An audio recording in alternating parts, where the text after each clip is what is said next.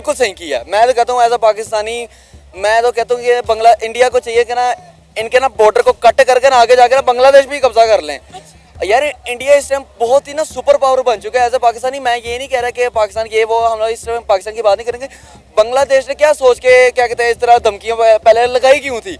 यार आपके मुल्क का प्राइम मिनिस्टर मौजूद नहीं है, आप किसके बेस के ऊपर आप धमकियां लगा रहे हो? इंडिया है वो बांग्लादेश में उनके रिसोर्स के ऊपर एक सांप बन के बैठा हुआ था। तो उन रिसोर्स को लेने के लिए अगर आप मिनॉरिटीज़ के ऊपर हिट करें, इट्स रॉन्ग। आप अपना राइट लें, लेकिन आप किसी को नुकसान ना पहुंचाएं। वो कौन से रिसोर्सेज थे, थोड़ा बताएं ताकि मुझे भी और मेरी व्यूअरशिप को भी पता चले। इंडिया में जितने भी पर्सन का बिजनेस है, समंदर के थ्रू जितने भी बिजनेस हो रहे हैं, उनके ऊपर जो शेयर्स हैं या जो भी बिजनेस हो रहा था, तो उनमें इंडिया हिस्सेदार था। इंडिया इस वक्त साउथ एशिया में सुपर पावर है और ये डोमिनेंट कंट्री में आती है। और बांग्लादेश और ये बाकी जो नेपाल हो गया, अफ़गानिस्तान हो गया, इनके रिलेशन इंडिया की तरफ पहले झुकाव के थे ना, इसीलिए इन लोगों ने अच्छे कोई ये स्टेट जो होल्डर्स थे, इनके जो रिलेशन थे पाकिस्तान के साथ अच्छे नहीं थे। बांग्लादेश के अंदर जितनी भी चीज़ें चल रही हैं मैन्युफैक्चर, इंडिया की चीज़ें हैं। बाइकों की हम बात करें, गाड़ियों की हम बात करें, A to Z, लेकिन खाने पीने की चीज़ों से हर चीज़ में इंडिया की चीज़ें बांग्लादेश में। बांग्लादेश अपनी कोई चीज़ मैन्युफैक्चर नहीं कर रहा, सारा बांग्लादेश जो है कि इंडिया के मैन्युफैक्चर कर रहा है। इस टाइम रिलेशंस जो बेहतर थे बांग्लादेश और इंडिया के जो ख़राब हुए, इसमें नुकसान बांग्लादेश का, इंडिया को कोई नुकसान नहीं है। अब वो चाहते हैं कि हम इंडियन जो स्ट्रेंथ है, जो इंडियन का कैंप है, उसको छोड़ के एक अपना इंडिपेंडेंट ग्रुप बनाएं, या मतलब हम अपनी जो सफारती ताल्लुकात हैं वो इंडिपेंडेंट लेके जाएं। लेकिन जो इंडिया है वो उनको ज़ेर तसल्लुत रखना चाहता है। 71 से डेफिनेटली उन्होंने एक थ्रू आउट हमसे अलहदा किया। जो भी गवर्नमेंट आई वो इंडियन प्रो गवर्नमेंट थी। उनका ज़्यादातर रिलेशन इंडिया के साथ बेहतर था, उसी वजह से वो इंडिया के सारे प्रोजेक्ट भी इंडिया के साथ साइन किए हुए थे। जैसे क्रूड ऑयल को बंद किया गया मेरे ख्याल में, तो और भी प्रोजेक्ट बंद करेंगे, क्योंकि इनको पता है रिसेंटली वो पाकिस्तान आफ्टर उसके बाद उन्होंने पाकिस्तान टीम को भेजा है इधर। अच्छा, वो बांग्लादेश टीम को पाकिस्तान भेजा, इससे भी थोड़ा सा इम्पैक्टफुल बनता है और इसके बिहाइंड इन साउथ एशिया में जितनी भी कंट्रीज हैं इसके ऊपर पड़ेगा। कहते हैं कि ईंट का जवाब पत्थर से देना चाहिए, लेकिन इंडिया ने कहा कि हम जो है पत्थर नहीं मारेंगे, हम हथौड़ा मारेंगे, इनकी अकड़ और इनकी ईंट एक साथ तोड़ेंगे। जैसा कि आप सब जानते हैं कि जब से बांग्लादेश की हुकूमत बदली है, वहाँ पे हिंदू कम्युनिटी के साथ बहुत जुल्म हो रहा है। यहाँ तक कि बांग्लादेशी हिंदुस्तान को धमकियाँ दे रहे हैं कि शेख हसीना वाजिद को बांग्लादेश वापस भेजे, वरना इंडिया के साथ ये कर देंगे, इंडिया के साथ वो कर देंगे। इसी के साथ साथ ये भी धमकी दी गई कि जितने भी प्रोजेक्ट जो हैं इंडिया के बांग्लादेश के अंदर लगे हुए हैं, उन तमाम को बंद किया जाए। लेकिन इंडिया ने बांग्लादेश के मुंह के ऊपर इतना ज़ोरदार तमाचा मारा है कि बांग्लादेश हैरान और परेशान हो गया कि इंडिया ने हमारे साथ कर क्या दिया है। शेख हसीना वाजिद और इंडिया के प्राइम मिनिस्टर नरेंद्र मोदी के दरमियान एक क्रूड ऑयल पाइपलाइन का मुआहिदा तय पाया था, जो कि इंडिया ने वक्ती तौर पर रोक दिया है। इवन के जितने भी इंडियन प्रोजेक्ट हैं वो बांग्लादेश में वक्ती तौर पर बंद कर दिए गए हैं। इसी टॉपिक पे आज हम बात करेंगे। अस्सलाम वालेकुम। वालेकुम सलाम। क्या नाम है सर आपका? सुहेल। वजाहत हुसैन नाम है। वजाहत हुसैन, क्या करते हैं आप? स्टडी करता हूँ। इंडिया ने पहला जवाब दिया है बांग्लादेश को। इंडिया के प्राइम मिनिस्टर नरेंद्र मोदी और शेख हसीना वाजिद के दरमियान जो क्रूड ऑयल पाइपलाइन का एक मंसूबा तय पाया था, इंडिया ने उस मंसूबे को बंद कर दिया है, रोक दिया है। क्या कहेंगे, इससे बांग्लादेश की इंडस्ट्री कितना मुतासिर होने वाली है? देखें, ये बात कोई छुपी बात नहीं है। इंडिया इस वक्त साउथ एशिया में सुपर पावर है और ये डोमिनेंट कंट्री में आती है। और बांग्लादेश और ये बाकी जो नेपाल हो गया, अफ़गानिस्तान हो गया, इनके रिलेशन इंडिया की तरफ पहले झुकाव के थे ना, इसीलिए इन लोगों ने अच्छे कोई ये स्टेट जो होल्डर्स थे, इनके जो रिलेशन थे पाकिस्तान के साथ अच्छे नहीं थे। इस वजह से उन्होंने थोड़ा सा इंडिया को थोड़ा सा प्रेफर दिया। इसके बाद ये हुआ कि अगर उन्होंने इंडिया को प्रेफर दिया, इसी को लेकर चलते हुए अभी चल रहे थे। इनके जो प्राइम मिनिस्टर थी जो शेख हसीना वाजिद, वो आप देखें शुरू दिन से शेख मुजीबुर रहमान की बेटी थी ना, ये 9 साल अमेरिकन में 16 साल से हुकूमत कर रही थी, तो उनका ज़्यादातर रिलेशन इंडिया के साथ बेहतर था। इसी वजह से वो इंडिया के सारे प्रोजेक्ट भी इंडिया के साथ साइन किए हुए थे। जैसे क्रूड ऑयल को बंद किया गया मेरे ख्याल में, तो और भी प्रोजेक्ट बंद करेंगे, क्योंकि इनको पता है रिसेंटली वो पाकिस्तान आफ्टर उसके बाद उन्होंने पाकिस्तान टीम को भेजा है इधर। अच्छा, वो बांग्लादेश टीम को पाकिस्तान भेजा, इससे भी थोड़ा सा इम्पैक्टफुल बनता है और इसके बिहाइंड रीजन साउथ एशिया में जितनी भी कंट्रीज हैं इसके ऊपर पड़ेगा। और यानी दूसरी कि इंडिया को बुरा लगा है कि बांग्लादेश ने अपनी टीम पाकिस्तान क्यों भेजी? आपको लगता है उसकी वजह से क्रूड ऑयल पाइपलाइन का मंसूबा रोक दिया गया? नहीं, इसका जो मेजर काज ये नहीं हो सकता। मेजर काज तो ये ऑलरेडी शेख हसीना की जो थे, ये इनकी डिसाइड थी कि वो भेजे, उन्होंने किया हुआ था। ये जो रिसेंटली गवर्नमेंट ने नहीं किया था। बेसिकली इसके बिहाइंड बड़े जो मेजर रीजंस हैं उसमें से सबसे बड़ा रीज़न ये है कि इनका जो कहते हैं मुँह लाडले जो लीडर था वो उनके पास आ गया। इन्होंने सिखों के खिलाफ भी थोड़ी सी नाराबाजी की थी, अच्छा काम वो अच्छा इनके सपोर्ट नहीं किया था। और इसके बाद इंडिया के खिलाफ नारे भी लगे थे बांग्लादेश में। ये थोड़ा सा इनको सबक सिखाने के लिए आपको लगता है कि बांग्लादेश अक्लमंदी कर रहा है इंडिया के साथ पंगा लेके? क्या बांग्लादेश को इंडिया के साथ इस तरह पंगाबाजी लेनी चाहिए? नहीं, अभी देखें, अगर मैं ये बार बार साउथ एशिया इसलिए ले रहा हूँ कि साउथ एशिया में 8 कंट्रीज है, इसमें जैसे कि अमेरिका का पावर पूरी दुनिया में छाया हुआ, इसी तरह इंडिया का साउथ एशिया में पावर है। इनको अगर मैं टू बी ऑनेस्टली बात करूँ तो अगर बांग्लादेश को अच्छा रहना है तो मेरे ख्याल में इंडिया के साथ ये जो इनके रवैये ये ठीक नहीं है। और वो अपनी क्योंकि इन इकनॉमी इनके साथ बड़े बड़े रिलेशंस हैं और आपस में साइन हुए, एग्रीमेंट साइन हुए, प्रोजेक्ट साइन हुए, इनको इस तरह के अगर अकल वाली बात करेंगे तो इनके लिए बड़ा नुकसानदेह होगा वो। लेकिन आप देखें ना कि बांग्लादेश को हमेशा इंडिया की सपोर्ट रही है, शेख हसीना वाजिद की वजह से या फिर उनके वालिद की वजह से। 1971 में जब मशरक़ी पाकिस्तान से टूटकर बांग्लादेश बना तो उसमें भी हम कहते हैं कि इंडिया का बहुत बड़ा रोल था, इंडिया का हाथ था। लेकिन अब जब इंडिया ने अपना हाथ खींच लिया बांग्लादेश से, तो क्या लगता है पाकिस्तान अब बांग्लादेश को सपोर्ट करेगा या उनकी मदद के लिए आगे आएगा? देखिए, पाकिस्तान की इस वक्त कोई स्टांस बांग्लादेश के अगेंस्ट भी नहीं है, हक में भी नहीं है।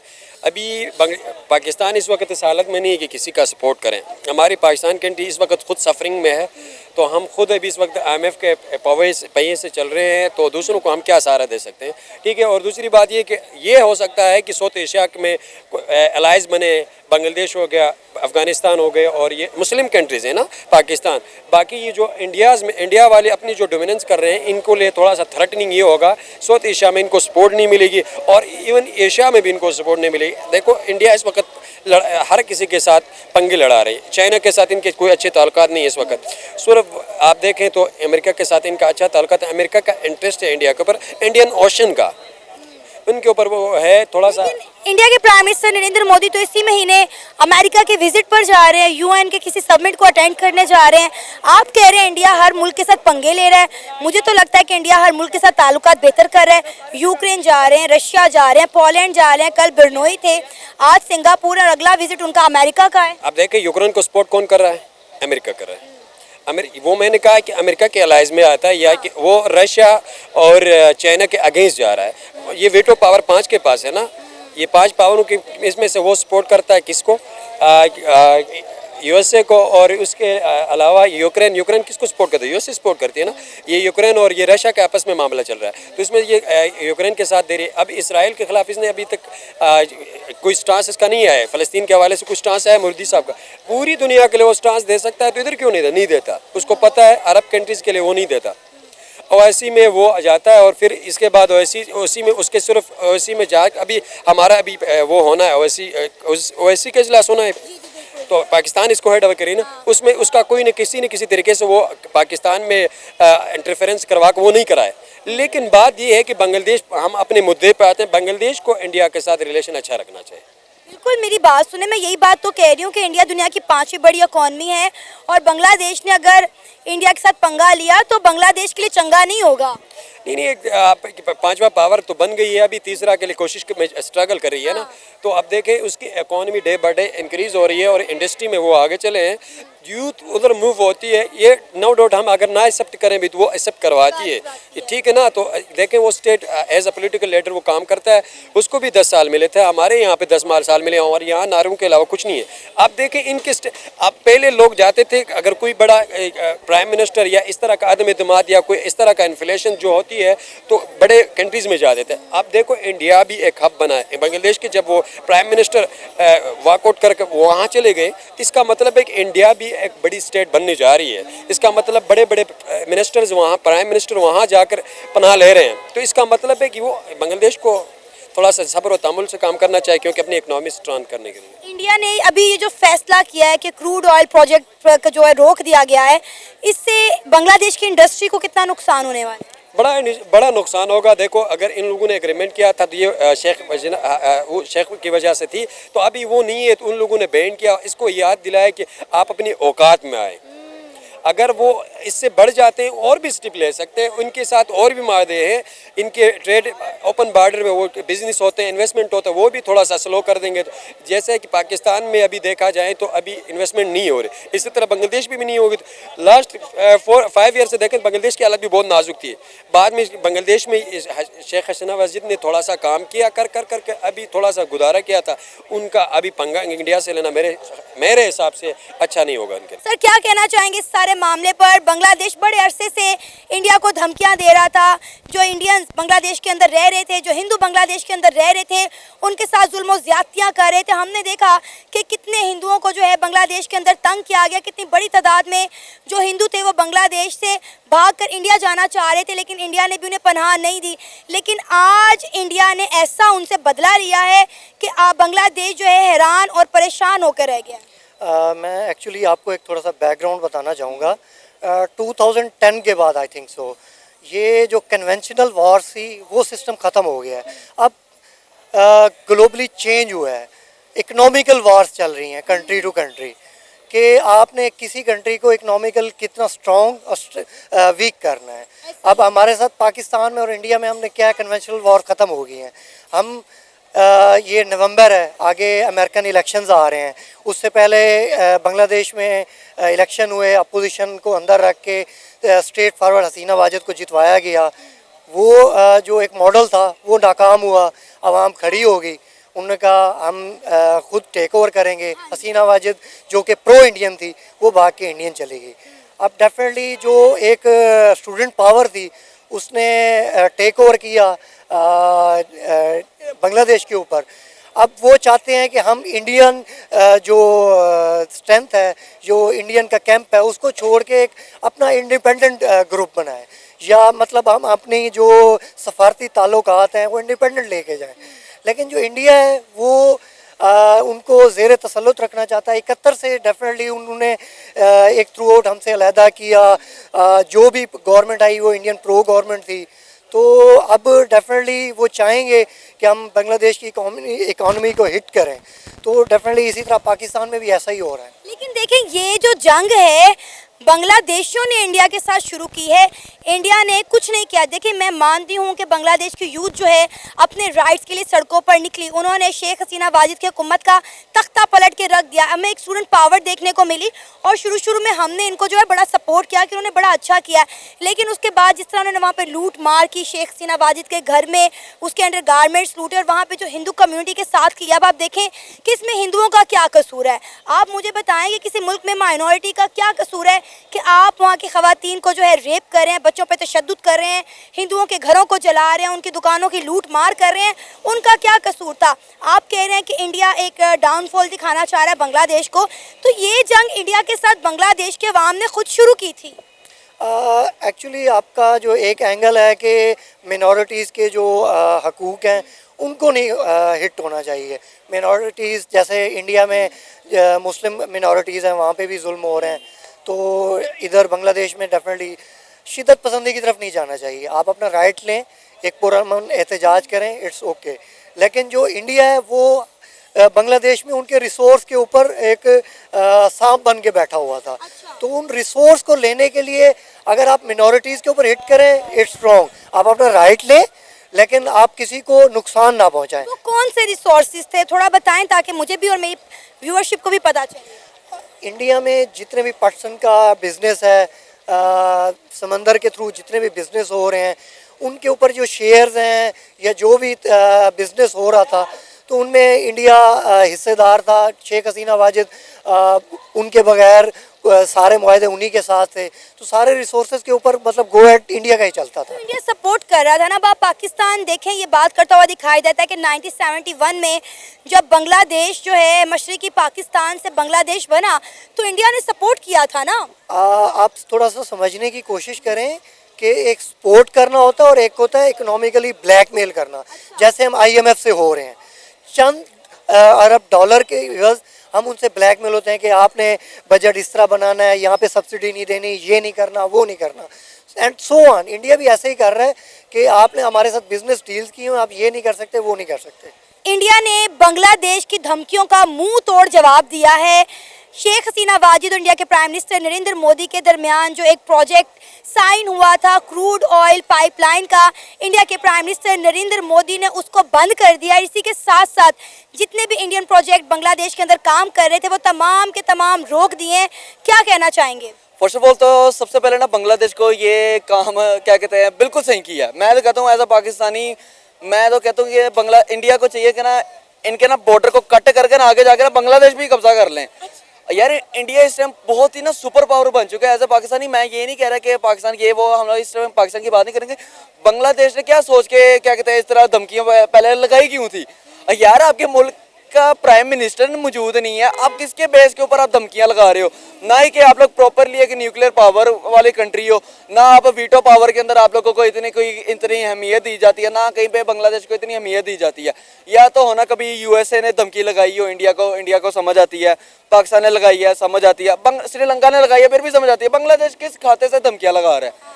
इनकी करेंसी चलो हमारे से भी अच्छी है, लेकिन इनके मुल्क के हालात है कि ये लोग इस तरह बड़े मुल्क के साथ ये लोग कंपटीशन कर रहे हैं, जो उस मुल्क के साथ कंपटीशन कर रहे हैं जिनको जो डिसीजन लेने से पहले यूएसए भी इंडिया से पूछ रहा होता है कि भाई हम लोग ये काम कर रहे हैं। हमेशा बांग्लादेश को सपोर्ट किया है। अगर बांग्लादेश पाकिस्तान से अलग होने के बाद अगर यहाँ पे पहुंचा है तो इंडिया की बड़ी सपोर्ट रही है। बांग्लादेश को किसने नहीं सपोर्ट किया? बिल्कुल, इंडिया ने भी अभी अगर देखा जाए तो बांग्लादेश के अंदर जितनी भी चीजें चल रही है मैन्युफैक्चर इंडिया की चीजें हैं।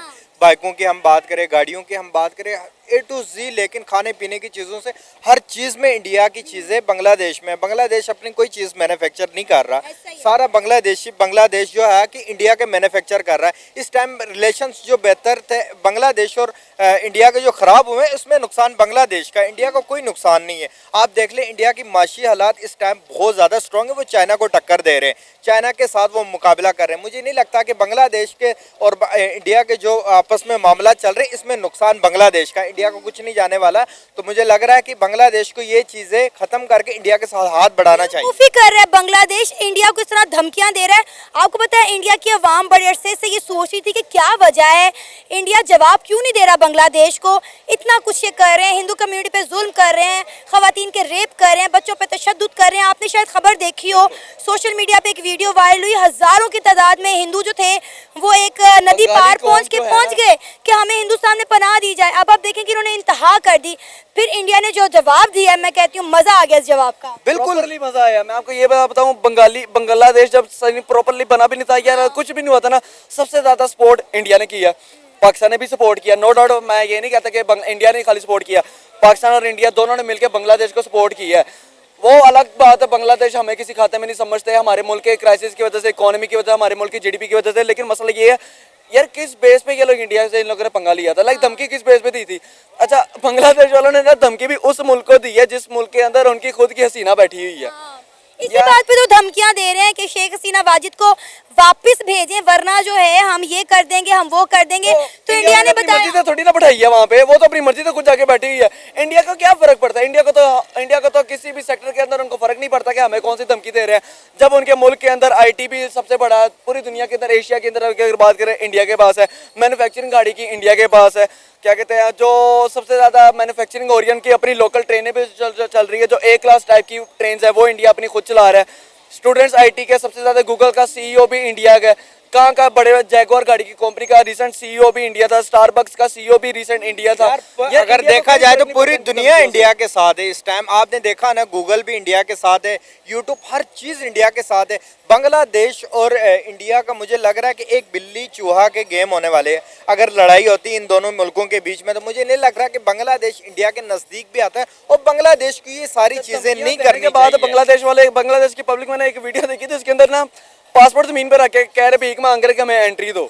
यही आप लोग धमकियां ना देते, प्रॉपर तरीके से रिक्वेस्ट करते, या इंडिया को कहते थे या पाकिस्तान को कहते थे पनाह चाहिए तो ले लेते। धमकियां पता नहीं किस बेस पे वो मुल्क लगाता है जिसके पास ना प्रॉपर कोई इकोनॉमी है, ना कोई न्यूक्लियर वेपन है। न्यूक्लियर वेपन तो छोड़ो, बांग्लादेश तो एक ना गद्दार कौम है। इन लोगों ने 1947 में हमारे साथ भी गद्दारी की थी, और जो अब इनको जो सिला मिल रहा है इनको प्रॉपर सही किया है। इंडिया ने सही डंडा दिया हुआ है इनको। मैं तो कहता हूँ इनके ना मुल्क को ना एक हिसाब का ना मोदी के पास, इंडिया के पास जितना पैसा है ना, मोदी छोड़ो अंबानी के पास जितना पैसा है ना, हसीना वाजिद को सामने बिठा के ना मुंह पे ब्लैंक चेक मार के बता तेरे मुल्क की क्या प्राइस है, मैं तो खरीदता हूँ। हसीना वाजिद तो अब उस मुल्क की प्राइम मिनिस्टर रही नहीं। अच्छा मुझे ये बताएं, ये जो डीजल पाइपलाइन रोक दी गई है, प्रोजेक्ट को वक्ती तौर पर बंद कर दिया गया है, परमानेंटली बंद करें आप। कितना फर्क पड़ने वाला है बांग्लादेश की इंडस्ट्री को? ऐसी क्या बात है। कोलैप्स कर जाएगी अब इनकी इंडस्ट्री? मुझे लग रहा है कि कोलैप्स कर जाके डिफॉल्ट होगा बांग्लादेश, क्योंकि इंडिया का, मैंने आपको पहले भी बताया कि इंडिया को कोई नुकसान नहीं होना। इंडिया का अगर इनके साथ खत्म हुआ है तो वो ईरान के साथ, किसी और नेबर के, नेपाल के साथ वो करेंगे। बांग्लादेश के इधर अपना ही नुकसान है। वो पता नहीं कितने बेवकूफ़ हो चुके हैं कि अपनी इतनी बड़ी बिजनेस कंट्री के साथ वो कर रहे हैं, जो कि चाइना और जापान को बीट कर रहे हैं। वो इस टाइम जापान भी इंडिया से गाड़ियां मैन्युफैक्चर करवा रहा है, और बांग्लादेश देखें आप, एक छोटी सी वजह के बिना पे उन्होंने इतना बड़ा कदम लेना और इतना अपना बड़ा नुकसान करना, मैं समझता हूँ कि बांग्लादेश ये बेवकूफ़ाना हरकत कर रहा है। तो इनको नहीं करना चाहिए, दोस्ती का हाथ बढ़ाना चाहिए, जैसे शेख हसीना ने किया है। हम समझते हैं वो गलत किया उन्होंने, जो तो इसी तरह इंडिया के साथ हाथ बढ़ा के, दोस्ती का हाथ बढ़ा के अपने फ़ायदे का सोचना चाहिए। ये नहीं कि जाके अपने जज्बात दिखा के अपना नुकसान करे बांग्लादेश।